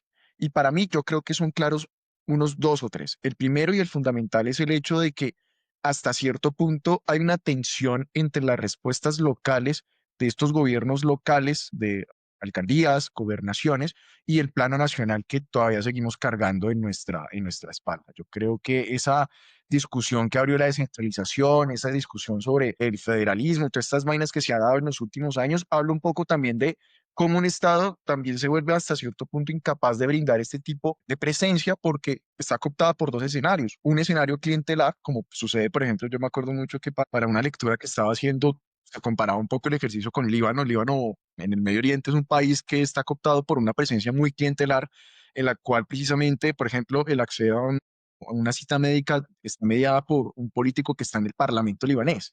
Y creo que acá también funciona un poco de esa manera. Yo creo que mi gran oposición al clientelismo va un poco en esta lógica de que el Estado quizás no hace presencia porque hay unos intereses de grupos políticos locales, de escenarios de control estatal a nivel local y regional, y este choque entre intereses lleva a que precisamente no haya la posibilidad de una coordinación que sí permita esa presencia. Además, porque eso viene con todos los problemas que tiene este tipo de clientelismo y la corrupción endémica de que vivimos. Entonces, de que un hospital precisamente se lo hace a un contratista y el contratista pues obviamente se lleva una coima o si no precisamente pues entra en todas estas irregularidades en las cuales no cumple el contrato, se lleva la plata y pues pasan estas cosas que observamos. Yo creo que el gobierno lo Ujú, intenta resolver al entregarle parte de esa contratación pública a las comunidades. Dice, bueno, vamos entonces a entregarle a las juntas de acción comunal la posibilidad de que puedan construir una vía, la posibilidad de que puedan precisamente hacer este tipo de cosas, pero ahí es donde viene el segundo problema y es la capacidad de operación que tienen estas comunidades para poder resolver sus propios problemas y que para mí creo que es el límite que tienen autores que hablan del asociacionismo como Paul Hirst, que habla un poco de la lógica de que la sociedad civil debe organizarse de manera económica también para recibir precisamente esta financiación estatal para que precisamente haya una presencia mucho más marcada que rompa un poco con las lógicas del libre mercado, que yo creo que el gobierno lo intenta acá con el tema de las juntas de acción comunal, pero a la final también es un poco el tema también del privilegio un poco entre estas industrias estratégicas y esta economía estratégica, por ejemplo, la infraestructura vial nacional y todas estas lógicas y las necesidades locales. ujú, Y lo tercero es que hasta cierto punto, pues tampoco hay una respuesta institucional, porque como venían en el principio también señalando, hay una estructura burocrática que te genera un cuello de botella tan fuerte que te impide poder cumplir proyectos fundamentales a nivel territorial. Entonces pasa con lo que sucede con el PENIS. El PENIS está bloqueado hasta cierto punto y está estancado en parte no solo porque hay proyectos a los cuales no se les da, digámoslo así, no se les permite, no se les da aceptación porque el Estado no los asesora. Es decir, se presentan proyectos por parte de estas comunidades en el PENIS que precisamente terminan estancadas porque no hay esa asesoría, pero que cuando se aprueban precisamente terminan con un problema y es, bueno, ya tengo y voy a reemplazar mi cultivo ilícito con, no sé, un cultivo de cacao, pero el problema es cómo yo saco de este escenario, cómo yo saco de mi territorio el cacao para poder comercializarlo en un municipio y para que allí salga al mercado internacional. Y es el mismo problema que ha habido con la restitución de tierras. Un poco el tema de que se le entrega tierra a la gente, se le entrega tierra, pero se les da unos proyectos muy pequeños y no se les permite precisamente la explotación de esos proyectos más allá de la autosuficiencia, como ya se ha reportado en algunos medios. Entonces, cuando tú ves esos problemas, te das cuenta de que claramente llega un grupo armado que tiene unos recursos que vienen precisamente de economías ilegales y ujú. te resuelve parte de ese problema, que precisamente el grupo armado, cuando tú le cultivas no sé, cuando le cultivas coca, ese cultivo te da unos recursos que te permiten sobrevivir, que te permiten también poder usufructarte de eso y que llevan a que de una u otra manera también eso se traduzca en cierto tipo hasta cierto punto de gobernanza por parte de estos grupos. Entonces, para mí es muy complicado porque tampoco el Estado, bueno, yo siento que el Estado tiene el diagnóstico, porque lo tiene, es decir, ¿cuántos expertos en estos Claro, temas de conflicto y paz los hay? Hay muchísimos, en todas sí. las instituciones que tú ves, en la Agencia Nacional de Tierras, en la Agencia de Restitución de Tierras, en el Ministerio de Agricultura, los tienes precisamente en el Ministerio de Comercio, en todos, hay muchos asesores que saben de estos temas. Y sabemos que hay regiones enteras que han crecido bajo la influencia primaria de grupos al margen de la ley y no del Estado. Es decir, hay gente que ha crecido toda su vida condicionada bajo las leyes de la guerra impuestas por los grupos armados ilegales y no por la realidad que, digamos, nosotros conocemos desde las instituciones. No, y de buena voluntad, porque aquí un relato que siempre se manejó era el relato de, no, es que ellos están solo por temor, los odian. Generalmente, esta historia en los 2000 era muy popular. La historia de este comandante del Águila, que era comandante pues, de la zona, sobre todo de Jacopí y demás, en Cundinamarca, muy, muy célebre, sí, con obviamente vínculos políticos. No quisiera mencionarlos, pero bueno, con gente en el Congreso muy importante y era que, pues, Doña Copiera era masificado el mito, o la historia más que un mito, de que casi todos los niños del pueblo tenían una cadenas con una efigie de un águila, es decir, como con el simbolito era un águila que les Ujú. había regalado. Entonces, claro, ellos copan esos espacios. Pero yo quiero llegar a algo, y es que de lo que dice Alejandro, volviendo a la sobrediagnosticación, y es que si uno va, y es la ironía del caso, a la contrainsurgencia muy clásica, a la de David Galula, a la de Robert Thompson, uno encuentra muchas claves que todavía hoy son vigentes.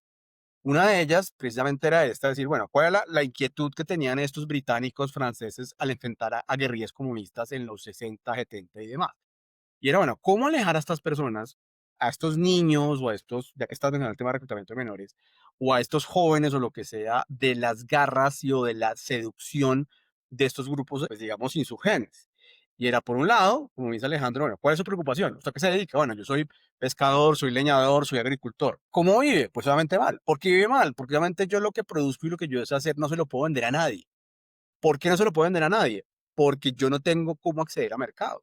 ¿Qué necesita para acceder a mercados? Pues solamente buenas vías. Y ahí Robert Thompson, el coronel británico que escribió un libro que se llama Defeating Communist Insurgency, escribe una anécdota de ellos asesorando obviamente al ejército malayo frente al Partido Comunista Malayo. Y era que los contratistas británicos y los militares malayos están construyendo caminos, vías terciarias, para obviamente lograr sacar los productos de los campesinos hacia mercados de acceso, cabeceras municipales.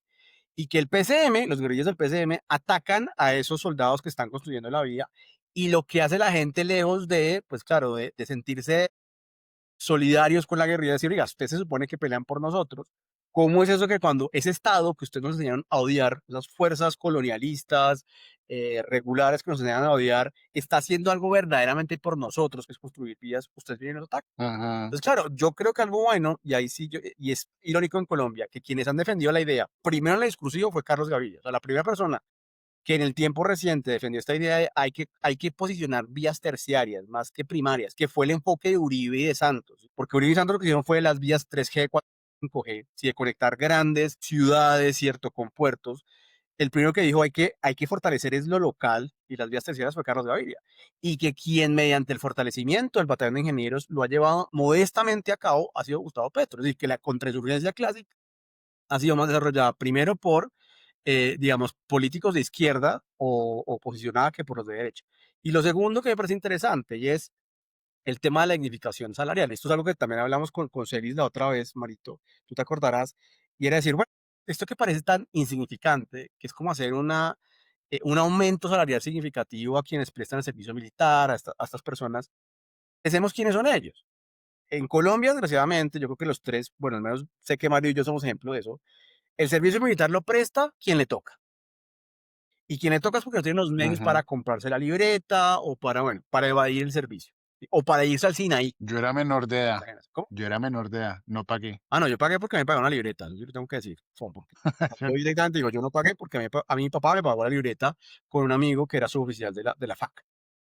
Entonces, ¿quiénes son ellos? Pues mayoritariamente personas de zonas rurales, de regiones deprimidas, que al poder legal, volviendo al diagnóstico de, bueno, ¿qué es lo que ellos necesitan? ¿Qué es lo que ellos van a hacer con ese millón de pesos que va a subir digamos, gradualmente? Ellos no van a acumular, ¿sí? Ellos no van a guardar debajo del colchón. Ellos van a gastar ese dinero. ¿Y ese dinero dónde se gasta? En zonas rurales. Es decir, eso dinamiza la economía y al dinamizar la Claro. economía, pues esa facultad de, digamos, de que la única opción laboral que tengan es entrar a grupos armados organizados, pues no es que se acabe, pero sí se mitiga un poquito, ¿sí? Entonces yo creo que ahí también hay que ver, porque aquí hemos dado con mucho palo a la política de seguridad y defensa de este gobierno, hay que también ver como esos dos factores positivos, que me parece que están en el camino correcto, que hay que posicionar, que hay que robustecer, es claro, pero también hay que pensar que hay fórmulas que ya existen, ¿cierto? Entonces tampoco es cuestión de Ujú. buscar la quinta pata al gato, sino que hay acciones que concretamente, como dice Alejandro, que si se ejecutan de la manera en que tienen que ejecutarse, con la voluntad política, con el acompañamiento, pueden dar resultados. Que obviamente se demoren, sí se van a demorar, porque esto no es una solución de un día para otro, pero que al menos estamos comenzando a avanzar y no pasa lo que ha pasado con los gobiernos de derecha anteriores, que simplemente todo se resuelve por dar bala, por arrasar territorios, por bombardear, sino que hay que comenzar, al menos algún día hay que comenzar con las soluciones. Vale, y bueno, hablemos de negociación. ¿Siguen abiertas algún, ustedes creen que sigue abierta algún margen de maniobra para negociar con grupos criminales, porque son grupos criminales que se legitiman a través de obras públicas, a través de alguna inversión social, pues que sirva, digamos, para darle algún tipo de buena reputación en la población? Pero ellos han dicho que no se van a desmovilizar. Por ejemplo, Iván Mordisco prácticamente declaró guerra a muerte a Petro y me imagino que a cualquier gobierno que venga. Entonces, zanahoria o garrote o más zanahoria y menos garrote, ¿qué vamos a hacer, Alejandro? Yo creo que en este caso, y lo veo así, yo creo que los procesos de negociación futuros tienen que entrar con dos realidades. La primera es el hecho de que sí tiene que haber un ejercicio, yo creo que se tiene que rescatar algo de un poco del gobierno Santos y es el hecho de mantener una estrategia doble durante el proceso de negociación. Yo creo que en parte las FARC llegan a esta mesa, no creo que solamente debilitadas por lo que pasó con la seguridad democrática, sino porque hasta cierto punto Santos era mucho más firme en el tema de decir, bueno, vamos a avanzar poco a poco y vamos a ver cuál es la voluntad de paz y si no hay voluntad de paz rompemos esto y creo que hasta cierto punto esos grupos están un poco más acostumbrados a este tipo de negociación que al tipo de negociación que planteó Petro. Porque es que Petro, dentro de su política de seguridad y paz total, quiso hacer algo y es tratar de darle a todos los actores armados en Colombia un rol político para poder sacar precisamente el conflicto solamente del discurso de lo narco y de la política de drogas. Y creo que en ese caso sí terminan sucediendo cuestiones como precisamente en algún momento Revista Raya lo señaló y también Vorágine y otros medios, lo que sí terminó pasando es que muchos de estos grupos, hasta cierto punto, por un lado, trataron de ubicarse en un discurso político que no tenían, pasó con el Clan del Golfo, y por el otro lado, pues obviamente terminaron aprovechándose un poco de estos ceses bilaterales que fueron hasta cierto punto, no laxos en el sentido de debilidad, pero sí que fueron laxos en el sentido de que no tuvieron una mirada estratégica frente al hecho de la realidad misma del conflicto en ese momento. Creo que hasta cierto punto lo primero que tienen que tener en cuenta sus procesos de negociación es cuál es la realidad del conflicto en el momento. Pues a la final los procesos de negociación sean así. ¿En qué posición estoy yo y en qué posición está el enemigo? Esa posición le permite negociar qué al enemigo y qué no le permite negociar. Sí, es un ejercicio que va por ese lado.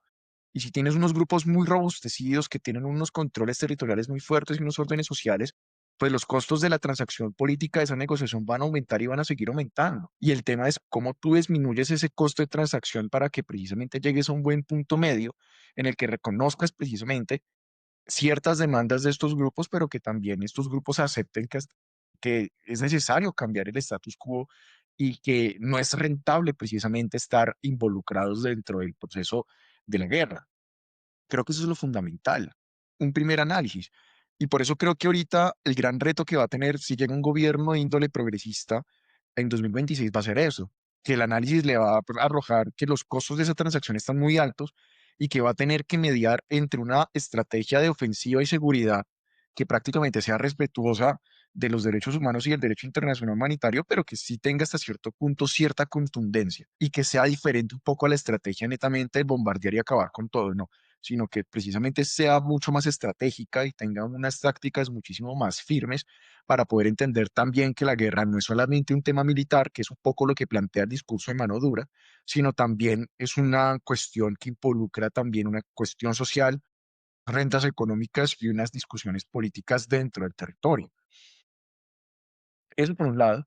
Y por Ujú, el otro, yo también creo que hasta cierto punto no se tiene que renunciar a la posibilidad de negociar la paz, pero sí creo, como decía ahorita precisamente Mario, que tiene que ser una paz estratégica y una paz estratégica significa hasta cierto punto, por ejemplo, si vamos a profundizar en tratar de destruir la unidad de estos grupos a nivel nacional para generar muchísimas mesas a nivel territorial, pues obviamente eso tiene que tener un sustento. Tiene que tener ujú, un sustento para yo poder explicar precisamente por qué si me quiero sentar a negociar con alias Andrei en el Catatumbo y me quiero sentar con los comuneros del sur en el Nariño, por ejemplo. Y por qué esa ujú, estrategia para dividir precisamente marcos federativos como el del ELN o como el de las disidencias puede terminar funcionando, no, pero también tiene que haber una lógica que reconozca estatus político a quien lo tiene y que obviamente reconozca otro tipo de procesos a quien no los tiene. Y creo que ahí es donde entra un poco la discusión de la ley de sometimiento, porque yo creo que hasta cierto punto sí hay que entrar en algo claro y es, yo siento que la mayoría de los grupos armados en Colombia sí han perdido su discurso ideológico político. Y las FARC, tanto con el tema de las disidencias de Murtisco como las disidencias de Calarcá, hacen un uso instrumental de un discurso político que ya no se configura ni ya responde a una lectura política como la sí, que tenía las FARC antes de 2016. Y lo mismo pasa con el ELN. Hay un intento de mimetizar estas lecturas políticas, pero que finalmente no revolucionarias, existe. sí, Exacto. Y en no, eso quizás el gobierno Petro tiene razón, pero el problema es que, claro, tú ya metiste un proceso de paz total donde le rediste estatus político a esos grupos. Entonces hay que volver hacia muy atrás buen punto. y ese volver hacia atrás es quitarle a quienes hay que quitarles ese estatus político y plantear unos procesos de negociación totalmente diferentes, más aterrizados y que precisamente transformen esa discusión sobre, por ejemplo, si se someten a la justicia o si se hace un proceso de negociación. Con las guerrillas obviamente va a haber un proceso de negociación, porque igualmente de una u otra manera, a pesar de que no tengan ese discurso ideológico político, de una u otra forma aún sostienen ese mimetismo, lo tienen allí. Pero Ujú, yo creo que con otros grupos armados, especialmente con el Clan del Golfo, que me parece que es una de las amenazas más grandes que tiene el país, yo creo que más allá un poco de lo que hace el ELN en la frontera binacional con Venezuela y lo que hace también un poco las disidencias, a mí me parece que el Clan del Golfo es un fenómeno que se ha omitido mucho y que ahorita salen unos procesos de negociación en Qatar, bueno, en Emiratos, creo que es en Emiratos Árabes Unidos, que precisamente le dan estatus político a un grupo que no lo tiene, es que son paramilitares que surgieron precisamente como, ni siquiera como mm, reacción política, como surgieron en su momento en los 80 90, sino que son precisamente grupos narcotraficantes que también quieren tener un control territorial dentro del espacio. Y ujú, a esos grupos, sí. entonces ahí es donde tú entras precisamente en estas discusiones de cómo resuelves esa tensión entre darles estatus político, ¿no? Y finalmente, con esto Claro, cierro. y sobre todo porque son políticas disonantes, son políticas Sí, muy disonantes que se contradicen a sí mismas. Qué pena hacer el paréntesis, pero quería celebrar que llegamos a 800 personas que nos están mirando en Twitter. Entonces, muchísimas gracias a todos. También quiero pedirles el favor de que vayan a YouTube, al canal de La Bodega Podcast. Van a encontrar entrevistas buenísimas con estos dos personajes. Está también Francisco Gutiérrez Anín, está Zambrano Curcio, está Mauro Bueno, está Kevin Harman, está Shamil Tahir, entrevistas con Edwin Calcaño, con Tomás Molina, obviamente, con el holandés interesantísimo Adrián Alcema, está Diana Carolina Alfonso, Felipe Arias, An Shang. Es decir, si son, no necesitan ser demasiado zurdos para disfrutar de estas conversaciones, son conversaciones completamente atemporales, es decir, lo pueden escuchar en cualquier momento. Nuestras conversaciones no pierden vigencia. Entonces, muchísimas gracias, like y campanita a toda la gente. También estamos en Spotify y en Apple Podcasts. Entonces, cerremos, volviendo al tema de los dossier Calarcá, ¿cómo está afectando esto al gobierno y cuál es la respuesta que debería darse en las próximas días y semanas? bueno, yo creo Marito. que al final nosotros estamos en un escenario, justamente en un escenario eh, de previa a año electoral, en la cual pues obviamente digamos, estos golpes mediáticos, insisto, yo creo que en eso estamos los tres de acuerdo, hay que darle el beneficio de la duda a las partes, es una cuestión pues mucho más compleja de lo que sectores interesados pueden dar a conocer, no es el mayor escándalo ni siquiera el siglo, que ha permeado altos mandos militares con criminalidad organizada. De ese uso hay que bajarse un poquito. No es por restarle gravedad, pero tampoco es por sacarla de proporción de lo que ha sido históricamente esta malsana relación y entre grupos que han querido cooptar estamentos militares para obtener pues sus beneficios pues económicos o incluso políticos.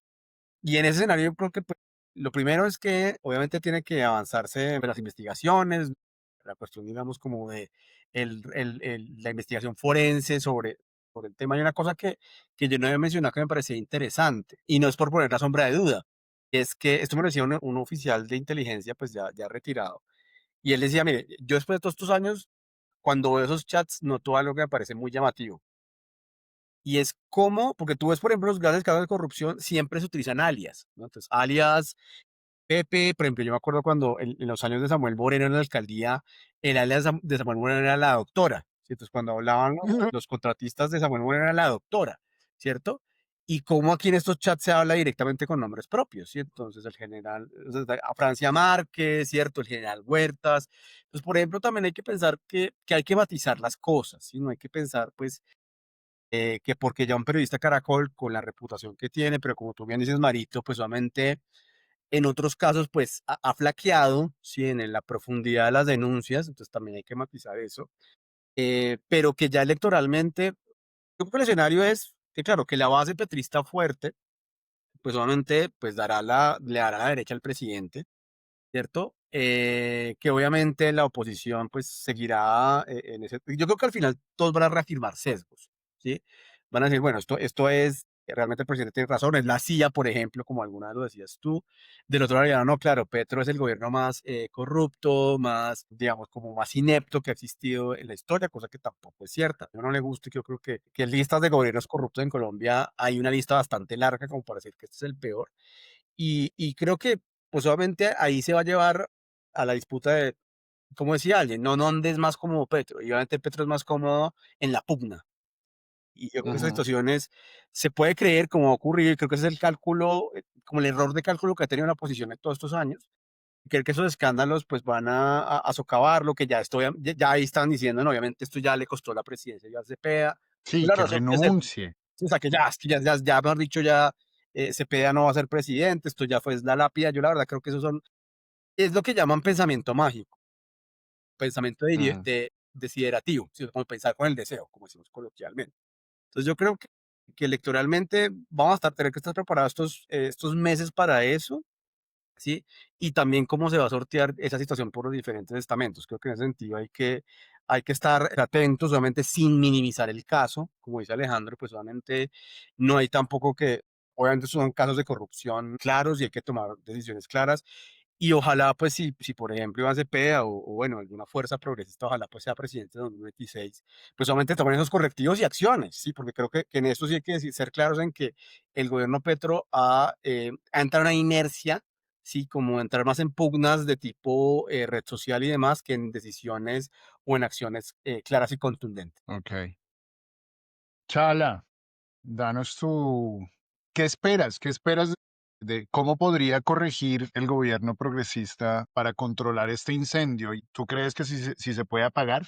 Yo también pienso lo mismo. Yo creo que finalmente, a mi parecer, sigo pensando, y ese va a ser mi titular, y eso lo he compartido en muchos escenarios. Mi titular para 7 de agosto de 2026 es: el gobierno Petro fue un gobierno de muy buenas intenciones, que prácticamente le pasó como al dicho de San Antonio, ni tanto que ni al santo, ni tan cerca, ni tan lejos que no lo alumbre. Creo que en ese caso el gobierno Petro cumple con unas misivas, cumple con unas agendas sociales, cumple con unas lógicas muy claras, en otras cosas se queda muy pendiente. Y creo que en ese ejercicio lo pendiente también queda un poco esta agenda de la discusión anticorrupción. Yo siento que, mira que yo creo que el presidente, como bien señalaba Mario, va muy en la lógica de mantenerse un poco en la pugna, se mantiene mucho y logra sacar réditos de esa pugna hasta cierto punto. El estar entre el 35% y el 40% de favorabilidad, según el último ponderador de la silla vacía, eh, pues habla un poco de que a la gente también hasta cierto punto le gusta este tipo de carácter mucho más reactivo. También siento, y bueno, que va en consonancia con el surgimiento de los nuevos clivajes políticos, que son estas discusiones sobre lo económico, lo social, en las cuales se divide la sociedad según la ciencia política, y que yo creo que se ajusta a esos nuevos clivajes, unos clivajes que son mucho más, por decirlo así, mucho más radicales frente a las discusiones, por un lado, sobre el tema de desigualdad y por el otro, pues sobre el tema del orden, seguridad y también las luchas identitarias y la política sociocultural, como lo hablaba autores como Rovira Kaltfaser en sus estudios sobre la ultraderecha en Latinoamérica. Así que yo creo que el informe genera un impacto, genera un golpe. Como bien decía Mario, tampoco creo que sea un golpe eh, que orade al gobierno. Es decir, el gobierno ha tenido golpes mucho más densos en este periodo. Es decir, yo creo que Sí. hubo un golpe cuando se cayó la mesa de negociación con el ELN en octubre de 2024, que fue muy duro, pero pues tampoco entró en un momento de crisis. Lo del informe de la Unidad Nacional de Gestión del Riesgo también generó mucho ruido político. Yo creo que las crisis estuvieron más marcadas o están más marcadas por la relación que tiene el presidente con otras ramas del poder. Es decir, si tuvimos una crisis política fuerte cuando se hunde la primera reforma a la salud y cuando el gobierno decide romper la coalición de gobierno en 2023, en abril, creo que hubo una crisis política muy fuerte este año con el tema de la discusión de la reforma laboral y con toda esta tensión entre constituyente, consulta popular y lo que marca también un poco la muerte de Miguel Uribe. Entonces creo que en ese caso hay otras crisis que se han impactado muchísimo más y creo que en este caso hay un ruido mediático y hay un cuestionamiento importante, pero creo que eso queda un poco más hacia la larga duración y hacia lo que va a ser la lectura de balance del gobierno Petro cuando se acaba. Pero de ahí en adelante que yo sí siento que el gobierno ha estado en una constante crisis, pero no por su culpa, no es que el gobierno Petro sea crítico hasta No. cierto punto sea su culpa o sea o esté en su ADN, sino porque estamos en una fase transicional política en Colombia desde 2016 y el gobierno Petro es parte, consecuencia de esa crisis transicional en la que se enmarcan los países cuando hay un cambio entre una forma de hacer política, entre una forma de organizar el sistema político y va a surgir otra. Yo sé que mi tesis puede sonar un poquito gramsciana en este sentido, pero es verdad, estamos en una fase transicional Viva Gramsci. y una fase transicional que claramente en esos momentos transicionales genera tensiones y tensiones que generan esa radicalización y esa polarización. Entonces creo que Ujú. esto, como también lo señalaba un poco Gramsci en su texto de análisis de correlación de fuerzas, es una emergencia coyuntural de los procesos orgánicos y de los procesos de larga duración, si queremos meter a Fernand Braudel, que están dándose en el país y que hablan precisamente de la necesidad y sacan a la luz agendas y necesidades frente a también cómo se tramitan las tensiones de la administración pública, en este caso en el marco de las Fuerzas Armadas, en un escenario pues obviamente transicional en el que también estamos con un experimento de proceso de paz que no ha salido bien, pero que sí abre la posibilidad de que gobiernos futuros se hablan a otro tipo de negociaciones que no tengan que venir directamente de una derrota militar sobre grupos irregulares. Entonces creo que en este caso, para mí, y con esto cierro, yo creo que no es que estemos en un momento, yo creo que desde que llegó el gobierno Petro siempre hemos estado en crisis. Y no es malo estar en crisis, es decir, porque todo el mundo le pone un signo negativo, ¿no? Yo creo que realmente es parte de una fase transicional. Vamos hacia algo totalmente novedoso. Así funciona la historia Ujú. en todas sus facetas. Y creo que en este caso era necesario. Estamos viendo en esa fase transicional el surgimiento de una nueva fuerza política que hace no más de 20 años era prácticamente invisible, que era la izquierda.